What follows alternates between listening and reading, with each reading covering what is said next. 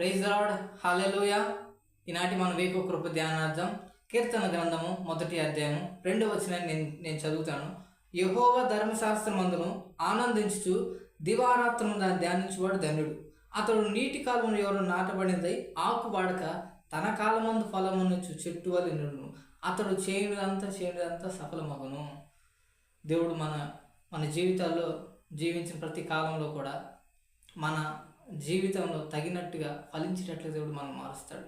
వేసవి కాలంలో మామిడి పండు చెట్టు ఏ విధంగా అయితే ఫలించి తన కాలం ముందు పండు ఎలాగైతే కాస్తా ఉందో, అలాగే ఈ సీజన్లో మామిడి పళ్ళు ఎలాగైతే కాస్తా ఉన్నాయో, మన జీవితంలో కూడా మనం బ్రతికున్నంత కాలంలో కూడా ఫలమునిచ్చే చెట్టు వల్ల ఉంటాడు. అది దేనికి వల్ల సాధ్యమనంటే బైబిల్ గ్రంథం వల్లే. దీన్ని ఎవడైతే చదువుతాడో, దీన్ని ఎవడైతే ఆచరిస్తాడో వాడు తన కాలం ముందు ఫలమునిచ్చే చెట్టు వల్లే ఉంటాడు. ధ్యానిద్దాం, ఫలం ఇచ్చే చెట్టు వల్ల మార్చబడదాం. God bless you all. దేవుడు మన దీవించి ఆశీర్వదించాలి.